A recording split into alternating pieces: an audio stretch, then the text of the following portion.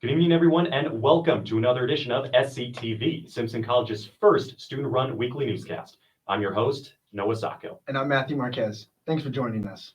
I'm so happy to be back hosting SCTV following my absence last Wednesday, and as you can see, Liv is gone.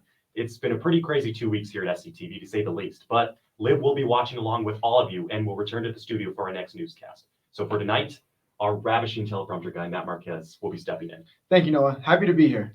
Simpson baseball faced off against Wartburg on Sunday for their second home series of the season, but the team hasn't beaten the Knights from Waverly in over 4 years, so the Storm came into the four-game set with something to prove.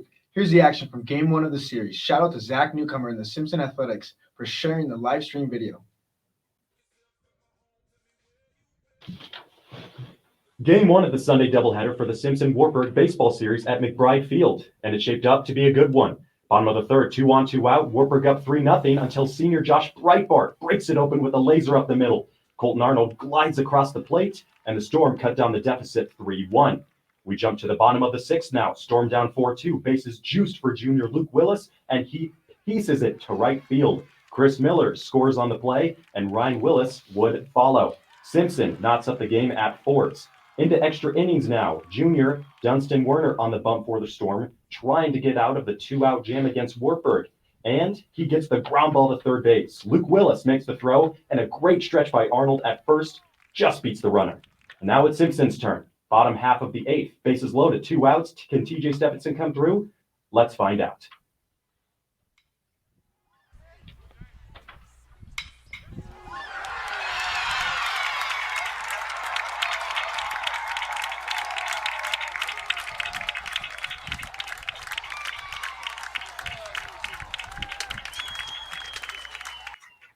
Stephenson's RBI single walks it off for the Storm. Good guys win at 5-4. Simpson will go on to split the series with Wartburg.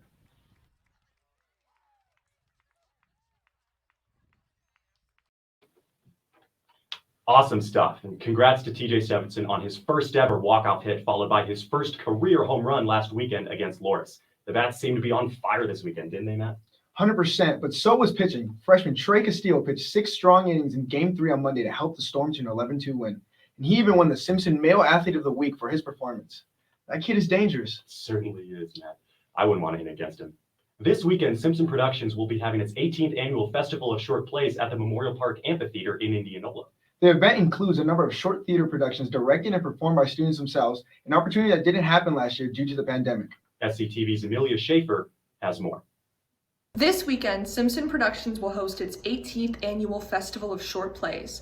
The festival will be held at the Amphitheater in Memorial Park in Indianola, Iowa. FSP is part of the theater major capstone, so every senior theater major has to have a leadership position in FSP. I'm a director. We have a costume designer who's a senior and a set designer who's a senior and 2 other directors. This is the first in-person event for Simpson Productions since COVID first began. Which this year our seminar class was made up of 5 people, and we came to these 3 plays which nobody said no on. Everyone said either maybe or yes. Suppressed Desires is about a married couple. One of them is an architect, and they're very high life, and they're all about bourgeois and all this. And the wife has gotten really into psychoanalysis, and she's constantly trying to figure out everything that's wrong with her husband. And her sister comes for a visit. So the play I'm directing is Faye Ellert's The Undercurrent, and it was written in 1938, and it is at first glance kind of revolving around this girl whose name is Annie. It follows an encounter where Annie's personal life outside of the home kind of gets brought into the light, and she has to deal with the after effects of what that does to her relationship with the different members of her family. I ended up really wanting to direct this one, while the other 2 directors were like, we'd rather direct the Susan Glaspell plays, one of those. And I said, hey, that's great, because I really connected with this one and like the family aspect of it and the intricacies of families and then outsiders coming in and seeing the interactions between a family. This will all be presented over a 3-day period, Friday, Saturday, and Sunday, the weekend of April 16th. My favorite part with directing is the moments when we figure out something. I love figuring out the whole thing is a puzzle to me.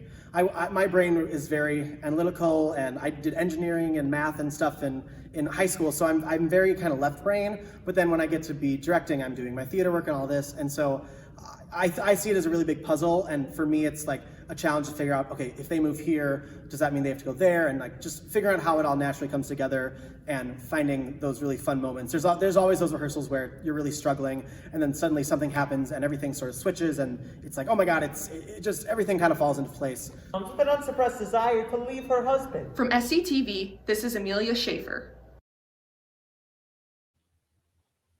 Great stuff. Thank you, Amelia. Noah, have you ever been to the Festival of Short Plays?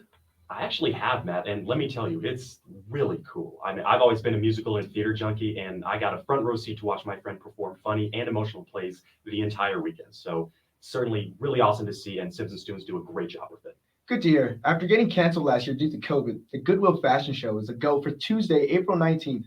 Using clothes donated to Goodwill, students dress up in costumes and get to work on the runway in their wacky outfits. PRSSA members put on the annual fundraising event with the goal of donating all proceeds back to Goodwill.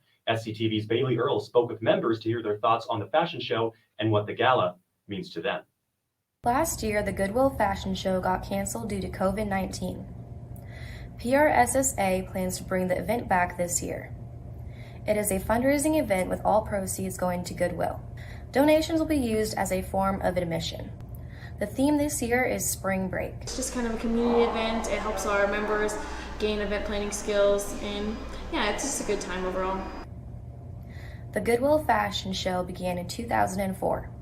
The club got their inspiration from a similar event held by the National PRSSA chapter in New York City. Yeah, PRSSA was actually the first club that I joined when I came to Simpson, so this is about my second year, and it's given me a lot of great opportunities. I went to California, Chicago, and I learned a lot about the world of PR, marketing, comm, and I definitely recommend it to all Simpson students. The club is open to anyone. You do not have to major in PR or multimedia communications. It is a great opportunity for students to develop their PR, marketing, and communication skills. Actually, freshman year, I was a model. I wasn't even in PRSSA. I was a model for the show, which was a lot of fun, and that's what actually piqued my interest in the club itself. The more I learned about it, the more I realized, oh, this is, kind of coincides with my journalism major. It'd be a lot of fun. The event will be held Monday, April 19th at the Kent Plaza at 7 p.m. It's going to be a really fun event. I would love to have a big crowd there. The more people there in the crowd, the more fun and more riled up, the models get. We're going to be having fun music playing. We're going to have some treats. It's a really fun event. Signing off for SCTV, this is Bailey Earles. Thank you, Bailey. I attended the event 2 years ago, and it was so much fun seeing students dress up in funny costumes with the goal of raising money for the Goodwill Foundation. Absolutely. As a member of PRSSA, I will for sure be there on Tuesday for the event and encourage all of you to come and support. Well, that's a wrap for us tonight on SCTV. Thanks for tuning in, and be sure to check out our final SCTV edition of the year. I'm already kind of getting choked up right now, but I'll try to hold back my tears because we've got some great content on deck and a heartfelt goodbye. You're not gonna want to miss it. You need a tissue, Sacco? Yes, I'm good. I'm gonna pull through.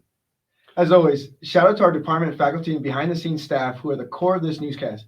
Thank you so much for your contributions. I'm Matthew Marquez. And I'm Noah Sacco, signing off for SCTV. Good night, everyone. And as always, you stay classy, Simpson.